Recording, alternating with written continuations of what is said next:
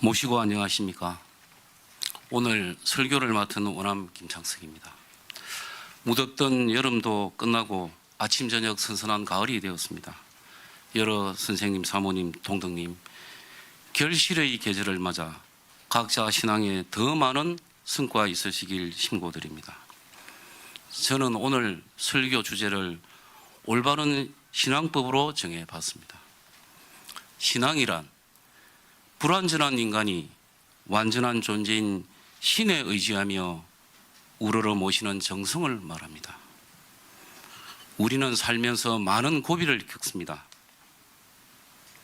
때로는 무너지고 절망하면서 인간 존재의 한계를 절감합니다. 이러한 괴로움을 벗어나 삶의 길을 열고자 하는 절박한 심정에서 신을 찾습니다. 그래서 신앙은 사람인 내가 신인 즉 하느님과 맺어 나가는 관계가 핵심이 됩니다.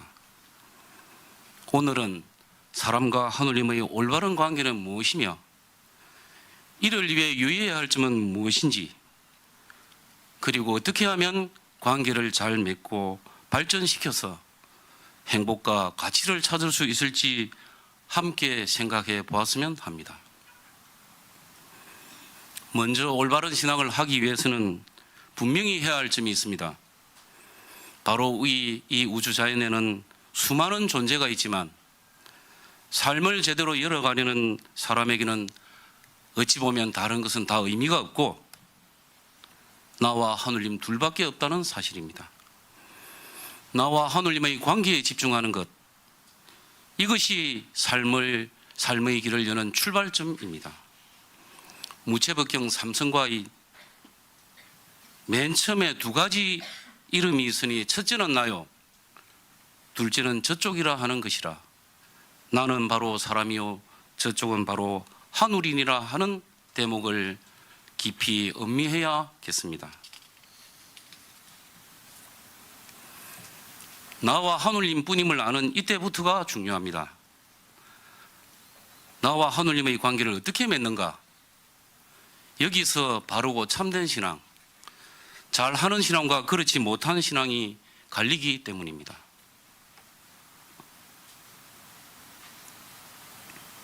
하느님은 무한생명, 무한능력, 무한지혜, 무한보고의 전지전능한 존재입니다.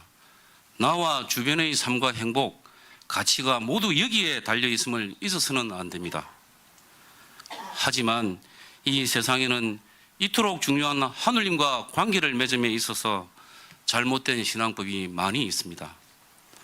그중 대표적인 두 가지가 방금 경전 봉독한 의암승사님 법설 무채법경 성심신산단 첫머리에 나와 있습니다.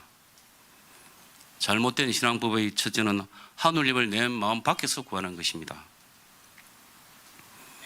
이러한 자기 밖에는 원시시대라면 나무, 돌, 산, 짐승, 해, 달 등 셀 수 없이 많았고 이후에는 저 높은 하늘, 천당 등이 있는데 이들은 21세기 지금도 많은 사람들의 의식 속에서 힘을 발휘하고 있습니다. 심지어 시천주 신앙을 하더라도 자칫 자기 바깥을 염두에 둘 수 있습니다. 사람이란 존재는 육신을 갖고 태어나면서 그 육신을 경계 삼아 스스로를 그 안에 가둬놓기에 부시불식간에 신을 바깥에 두기 쉽습니다. 그런데 문제는 이렇게 자기 마음 밖에 하느님을 두는 신앙은 효과가 없습니다. 왜 그럴까요? 하느님은 그 바깥에 계시지 않기 때문입니다. 하느님이 거기 안 계시는데 정성을 아무리 들인들 감화를 받을 수 있겠습니까? 하느님 입장에서는 감흥을 해주고 싶어도 해 주실 수가 없는 겁니다. 정성을, 기도를 받은 바가 없는데 어떻게 감흥을 해 주시겠습니까? 곧 있으면 명절인데 비유하자면 이렇습니다. 부모님께 오랜만에 명절을 맞아서 선물을 보내는데 주소를 다른데 엉뚱한 데로 보냈다. 그래 놓고 이 어른이 선물을 받았다고 연락이 얼마나 한데 자기가 주소를 다른 데 보내놓고 그와 마찬가지입니다. 우리는 이런 신앙의 대표적인 사례를 서양의 교회 신앙에서 봅니다. 그들은 기본적으로 신을 사람과 분리하여 내 바깥에 둡니다. 요즘 목사들 중에서 성령이 나에게 임재해 있다는 이야기를 합니다만 기본적으로 이분들의 의식 속에는 신은 자신과 떨어져 있습니다. 여기에다 그 신에게 직접 기도를 할 수도 없습니다. 반드시 예수를 통해야 합니다. 직접 기도하면 이단이 됩니다. 그래서 간접신앙이라고 합니다. 주문과 심구가 없는 것은 말할 것도 없지만 신을 계시지도 않는 마음 밖에다 두어서 안 그래도 효과가 없는데 중보자까지 거쳐야 하니 기화지신도 없고 하늘님 위하는 단서가 없는 것 아닐까요? 이런 신앙은 백의 노력을 들여 이를 얻으면 많이 얻을 것입니다. 당면한 문제는 급박하고 인생은 짧은데 헛되이 정력을 쓰며 시간을 낭비하는 꼴입니다. 잘못된 신앙법의 둘째는 앞에서와 정반대로 신이 나에게 있으니 어느 곳을 우러러보며 어느 곳을 믿겠느냐 하면서 내가 나를 믿고 나를 우러러보며 내가 나를 믿고 나를 깨닫는다는 방법입니다. 내 안에서 답을 찾으려 하고 주체적이고 기백도 있어 보여서 제법 설득력이 있습니다. 그러면 이렇게 신앙을 하면 어떻게 되느냐? 대신사님께서 시천주의 주자를 존칭하여 부모와 같이 섬긴다는 뜻이라고 하셨듯이 하늘님은 삼라운 만상을 포함하여 나를 낳고 살아가게 해주시는 존재입니다. 나를 낳고 내 안에 존재하며 머물며 생명을 유지하게 해주시고 내 바깥에서 덮고 실어주시며 해와 달로 비춰주고 숨 쉴 수 있는 공기를 제공하시며 주변의 생명까지 살아가게 하여 삶의 터전을 마련해 주십니다. 하늘님이 무한한 생명과 능력과 지혜, 무한한 복의 존재 행선 차치하고 이처럼 나를 낳아 길러주시는 부모님이시니 당연히 그 앞에 마음을 한없이 낮추어 공경해야 합니다. 하늘님 앞에서는 결코 내 마음이 높아서는 안 됩니다. 외암성사 법설 이념을 개벽설에서 정신을 개벽하자 하면 먼저 스스로 높은 채 하는 마음을 모실 시자로 개벽하라고 하시지 않으셨습니까? 이러한데도 자신이 하늘님으로부터 나온 것을 알지 못하고 잊어버리고 내가 나를 믿고 우러러보며 내가 나를 깨닫는다고 하면 이건 시작부터가 잘못된 것입니다. 내 근본을 돌아보지 않고 자신에게만 빠져 돌을 닦는다고 하니 이는 스스로 자신과 하늘님 사이에 장벽을 만드는 것입니다. 이로 인해 하늘님으로부터 생명의 에너지, 영의 에너지를 받는 통로를 제 자신이 막고 끊어버립니다. 그리고 하늘님이라는 무량강대한 세계를 버리고 자신을 스스로 좁고 유한한 공간에 가두게 됩니다.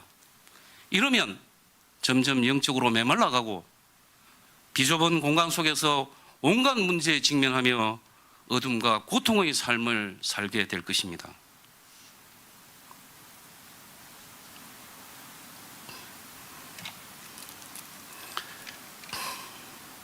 이상 잘못된 신앙법들을 살펴봤는데 이들의 문제점을 알면 진리를 찾는 데 한 걸음 더 나아갈 수 있습니다.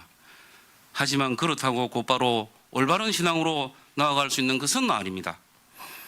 내 안에 무형한 세계가 있음을 알게 되지만 본래의 나와 물든 나, 하늘님과 사람을 구분하지 못하고 그냥 하나로 뭉뚱그려서 대할 수 있기 때문입니다. 이를 무의식, 잠재의식 등 여러 가지로 부를 수 있겠지만 문제는 이 존재와 세계를 분별 없이 대하고 소통하면 또 다른 혼돈에 빠지고 자칫 위험해질 수 있습니다. 내 안에서 나오는 생각과 메시지가 하늘님에게서 나오는 것인지 물든 영역에서 나오는 것인지 살피지 않고 무분별하게 진리와 정답으로 받아들일 수 있기 때문입니다. 무엇보다 이 생각과 메시지를 받는 나 자신이 아직 육신관념으로 물들어 있는 존재라는 데 문제가 있습니다.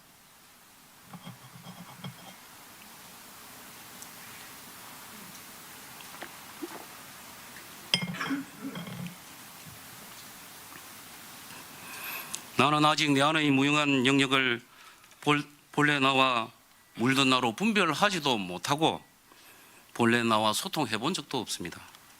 이러면 내 안에서 나오는 메시지가 하늘님에게서 나오는 것이 아닐 가능성이 큽니다. 나와 하늘님은 아직 제각각이니까요. 그런데 물든 나는 물든 영역에서 나오는 메시지를 더 그럴듯하고 친근하게 받아들일 수 있습니다. 유유상종이니까요. 그러면서 이를 경강부회식으로 해석하고 합리화합니다. 이처럼 바르지 못한 메시지를 진리인 양 해석하며 관계를 계속해 나가면 나의 내면이 점점 망가질 것입니다. 내 안의 하늘님과 반대되는 생각과 말과 행동을 자꾸 하게 되기 때문입니다. 심하면 정신 이상에까지 이를 수도 있습니다. 가끔 자녀에게 붙은 귀신을 쫓으려 구타를 했다, 누구를 죽이라는 신의 계시를 받았다는 등 어처구니 없는 뉴스를 접하곤 하는데 바로 이런 경우입니다. 이 모든 것이 내 안의 무용한 세계를 하늘님과 사람, 본래의 나와 물든 나로 분별하지 못한 데서 비롯됩니다. 내 안에서 나오는 것이라 해서 무분별하게 받아들여서는 안 되는 것입니다. 여기까지 알면 내 안의 하늘님을 모시는 시천주 신앙의 가치를 보다 분명히 알고 무한 능력의 하늘님과 관계를 본격 맺어갈 수 있습니다. 그러나 내 안의 하늘님과 관계를 맺어가더라도 각별히 조심해야 합니다. 내 마음 자세에 따라 자칫 잘못된 신앙으로 흐를 수 있기 때문입니다. 매사 하늘님께 심고드리고 하늘님이 좋아하시는 주문을 위하며 신앙을 해나가면 나와 하늘님 간에 자꾸 소통이 이루어지고 관계가 깊어집니다. 의암승사법설 각세진경에서 하늘과 사람이 말을 서로 들으며 뜻과 생각이 서로 같아서 모든 일을 능히 통한다고 하셨듯이 소통이 본격 이루어지고 이것이 정음으로 나타납니다. 보이고 들리고 꿈을 꾸고 글을 받으며 경정구절이 헤아려지고 딱 맞는 해결 방안이 나옵니다. 나아가서 삶과 일의 과정과 대목에서 자연스러운 안배와 도우심까지 받게 됩니다. 그런데 이럴수록 조심해야 합니다. 그 중에서도 첫째가 하늘님에게서 받는 메시지를 과잉 해석하는 겁니다. 내 모신 하늘님과 소통을 하면 감격하게 됩니다. 내 처한 상황이 절박하고 문제가 어려울수록 그 정도는 더 합니다. 희망과 용기가 나고 자신과 열의에 찹니다. 자연스러운 현상입니다. 그러나 여기서 자칫 매혹될 수 있습니다. 그래서 하늘님이 주신 메시지를 본래보다 더 크게 받아들일 수 있습니다.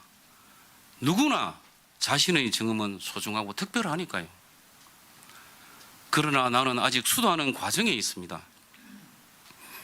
무엇보다 의암승사법설 명의전 척은 허무장에서 고기의 눈이 아무리 밝아도 밝기가 바다 밖의 육지를 꿰뚫어 보지 못하고 성인의 도가 하늘까지 사무쳤다 해도 뜻이 하늘 높고 땅 두터운 사이를 지나지 못하느니라 하셨듯이 하늘님 앞에 부족한 존재임을 잊어서는 안 됩니다.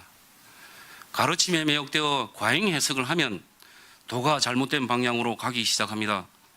이것이 계속 반복되면 마침내 자기의 공부 수준과 그릇 크기보다 스스로를 더 크게 보는 과대평가에 이를 수 있습니다. 자신이 처한 상황이나 주변 시선에 아랑곳 않고 자신이 받은 깨달음을 계속 내세우려 듭니다. 하늘님의 뜻은 그게 아닌데 혼자만의 생각에 빠져 고집을 피웁니다. 주변의 조언도 듣지 않습니다. 가르침이 자기가 모신 하늘님에게서 나온 것이니까요. 그래서 바로잡기도 힘듭니다. 교사에서 일화를 하나 들어볼까요? 포독 55년, 그러니까 1914년 겨울 어느 날의 일이라 합니다. 천도교회 월보 과장 등을 역임하신 경암 이관 선생께서 도사실에 근무하던 때입니다.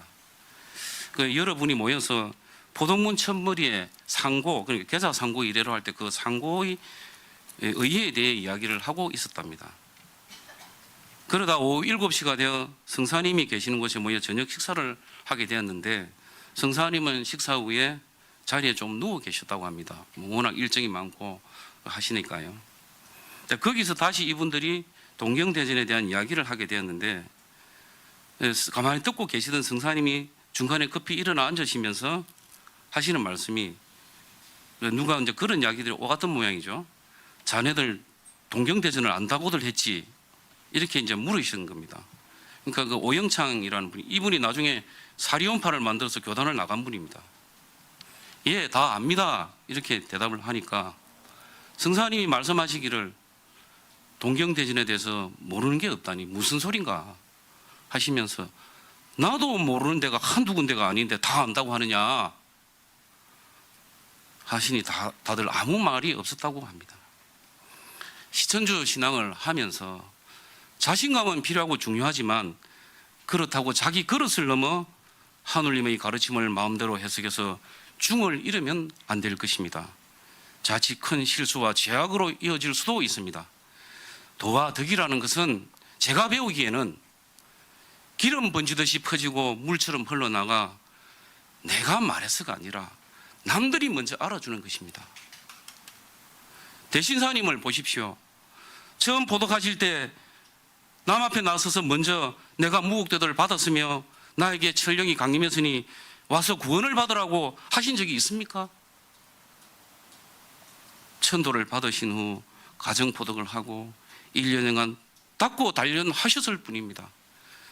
그런데도 도의 향기가, 사람을 살리는 생명수가 무의야의 과정에서 저절로 퍼져나가서 사람들이 제발로 찾아온 겁니다. 시천주 신앙은 하느님과 직접 통하는 신앙이지만, 직접 통하는 자신이 잘못되면 크게 그르치게 됩니다. 그래서 우리가 평소에 경외지심, 효제원공, 사인여천, 천도법성 등을 마음으로 실천하자고 그렇게 강조하는 것 아니겠습니까? 시천주 신앙을 하면서 유의해야 할 또 하나의 잘못된 신앙법은 방금 말씀드린 것과 반대로 과소 해석과 자기 비하적 평가입니다. 이는 하느님에게서 받은 가르침을 온전히 받아들이지 못하는 것입니다. 억지와 우격다짐의 과신과 맹신도 문제지만 소극성과 용기 부족도 문제입니다. 사실 이는 하느님에 대한 믿음의 부족에서 기인합니다. 이렇게 되면 어떻게 되느냐? 힘들게 하느님과 소통을 해놓고 하느님과 온전히 하나 되지 못하니까 하느님과 나 사이에 틈이 생기게 됩니다. 등불이 무리에 밝으면 조그만 틈도 없듯이 나와 하느님 사이에 틈이 없어야겠는데, 가르침을 받고도 지나친 겸양과 소극적 태도로 받아들이지 못하는 것입니다. 이렇게 되면 마음공부와 천도사업을 하면서 힘차게 나아가지를 못합니다. 하느님과 밀접하게 통하면서 생명의 에너지, 지혜의 물을 계속 받아야겠는데 그러지를 못하기 때문입니다. 이러면 신앙의 토대를 굳건히 하고 높고 튼튼한 집을 지어 올리기 어렵습니다.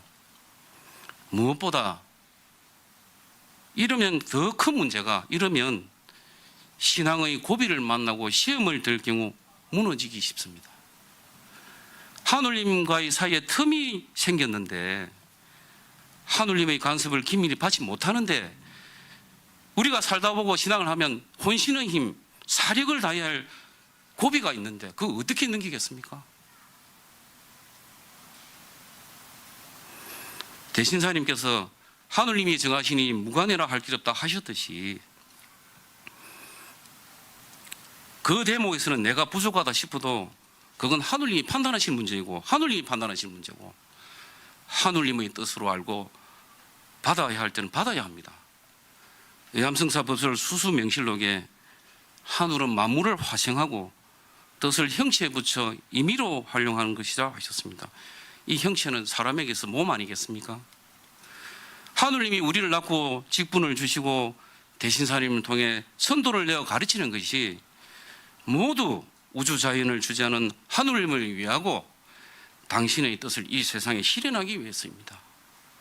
하느님은 정성, 공경, 믿음을 다하는 사람을 가까이 하며 그에게 깨달음과 메시지를 주시고 나아가 사명을 알려주십니다. 그 과정에서 행복과 자긍심, 자아실현이라는 소중한 선물, 복록도 우리가 받게 됩니다. 그러나 하느님의 메시지를 제대로 받아들이지 않는다면 처음 주시려던 복 대신에 몇 배의 재앙을 주십니다. 이것이 안식마에서 말하는 반수기한입니다.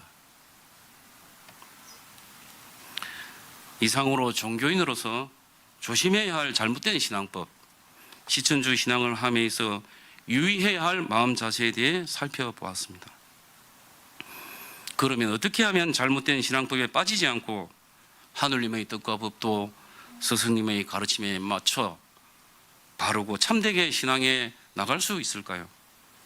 저는 이를 대신사님의 덕도 일화에서 찾을 수 있다고 생각합니다.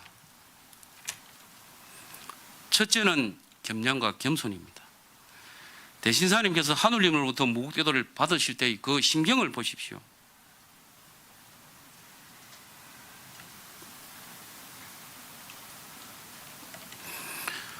대신사님은 교훈가에서 사람을 가렸으면 나만 못한 사람이며 재질을 가렸으면 나만 못한 재질이며 만단이야 두지만은 하느님이 정하시니 무관해라 할 길 없네 라고 하십니다. 오직 겸양의 상태임을 알 수 있습니다. 내가 너무도 부족하고 못난 사람임을 잘 알고 있는데 이런 나에게 이처럼 무겁고 큰 돌을 주시니 황송하다는 겁니다. 황공무지하다는 겁니다.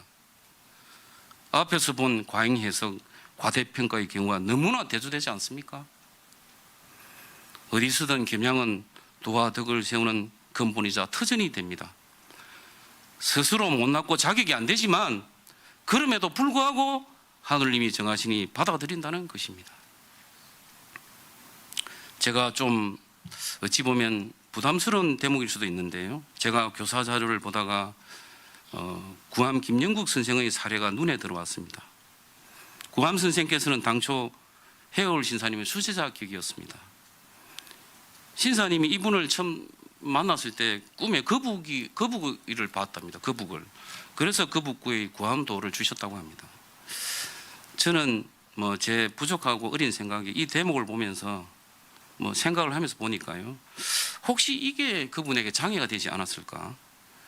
거북은 처음 시조라는 뜻이 있고 무엇보다 우리에게는 구미산을 상징하기도 합니다. 그래서 혹시 이분이 자기도 모르게 마음이 커지고 높아졌을 수도 있겠다는 겁니다. 그런데 어느 날 성사님이 나타나셨습니다. 이 역시 교사 자료를 보다 보고 제가 배우고 알게 됐는데요. 신사님이 평소에 자기 주변에 이렇게 시중들고 하는 간부들께 이렇게 말씀하신 게 있답니다. 그 두 대목이 나오는데 하신 말씀이 평소에 내 후계자는 서로 이제 대신사님, 신사님, 성사님이 역할이 다 다르시지 않습니까? 그래서 성정과 스타일도 다릅니다. 사뭇 다르십니다. 평소에 하신 말씀이 내 후계자는 유풍력 명기강한 사람이라 심지어는 나는 불안꾼이고 풍채 좋고 술 잘 먹고 호탕한 사람을 구한다고 하셨답니다. 어떤 분이 제자로 올지 알고 계셨던 거죠. 와야 되는지까지도. 그래 어느 날 성사님 나타나신데 그렇게 만족감을 표하셨답니다. 근데 이게 구암 선생 입장에서는 받아들이기가 쉽지 않았을 겁니다. 만약 구암 선생께서 내가 자질이 부족한데도 해올 선생님 같이 높은 분을 직접 모시고 직접 가르침을 받을 수 있으니 이 얼마나 감사하고 황송한 일이냐라고 마음을 낮췄더라면 그랬더라면 도를 떠나는 일은 없지 않았을까요? 둘째는 삼가함입니다. 무엇보다 시천주 신앙에서는 자기 점검과 반성이 중요합니다. 스스로가 아니고서는 하느님과 직접 통하니까 더더욱 스스로가 아니고서는 자기 신앙의 문제점을 찾고 보완 발전시키기 어렵기 때문입니다. 해울 신사님은 오직 마렵고 소리 없는 하늘이 언제나 무섭고 두렵다 하시고, 동경대전 8절에서는 죄 없는 곳에서 죄 있는 것 같이 하라 하십니다. 무엇이든 기본이 튼튼해야 한다고 생각합니다. 혼자만의 생각에 빠져 아집을 부려서는 안 될 것입니다. 현실은 그렇지 않은데 나만 옳고 모든 게 잘 되어 간다며 억지 부리는 것을 정신승리라고 합니다. 이게 북한에서 자주 쓰는 방식입니다. 무엇이든 그게 마음 공부든 천도 사업이든 목적은 순수하고 시작은 천연하며 과정은 순리대로여야겠습니다. 해올 신사님께서 서장옥, 손주민 두 제자를 데리고 기도한 적이 있었다고 합니다. 그런데 이 서장옥이라는 분이 수도 기간 중에 좀 불경하게 굴었던 모양이에요. 그러니까 손천민 선생님이 이분이 좀 강직하고 그랬던 모양입니다. 이게 선비 스타일로 도호도 송함 아닙니까? 그 손천민 선생님이 그걸 보고 꾸지람을 한 거예요. 그러니까 신사님이 옆에 이렇게 살을 꼬집으면서 이렇게, 요즘 우리도 그렇지 않습니까? 누가 뭐 하면 이렇게 하지 말라고 이렇게 말리셨답니다. 이렇게. 그 좀 있다가 손주민 선생님께서 선생님 왜 그러십니까? 이유를 물어보니까 신사님께서 하신 말씀이 기도 생활은 남의 마음을 좋게 하고 나의 마음을 편하게 하는 데 있다고 하셨답니다. 올바른 신앙생활에 필요한 마음 자세가 어떤 것인지 잘 보여준다고 하겠습니다. 도라고 하는 것이 나 혼자 살면 마음대로 하는 거 아니지 않습니까? 해올 신사님 법설 기타편에 천지신명이 만물로 더불어 차차 옮겨 나간다고 하셨듯이 천도는 다른 사람, 나아가 만물과 함께 이루어가는 것이라고 생각합니다. 수도가 무언가 특별한 것만 추구해서는, 그런 쪽에만 치우쳐서는 안 될 것입니다. 하느님과의 관계에서 전심을 회복하고 성령으로 자신이 스스로 계속 화해 나가되 이것이 나의 생각과 말과 행동으로 구체적으로 나와야 합니다. 그래서 주변과 세상 속의 예의와 도덕, 법률에 부합하고 나아가 모범까지 되어야겠습니다.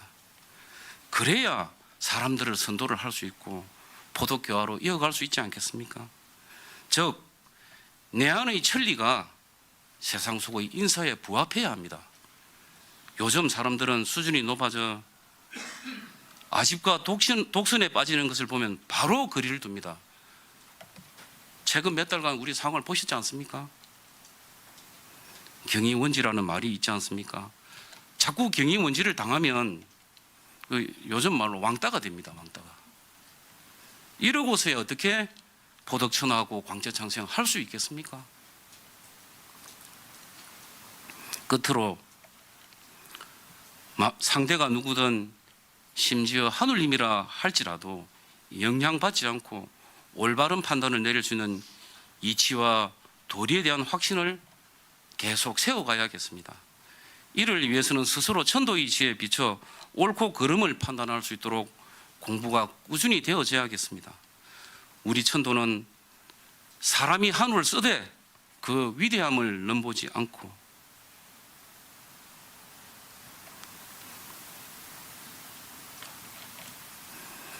한울에 순종하되 그 덕을 잊지 않는 데 있다고 합니다.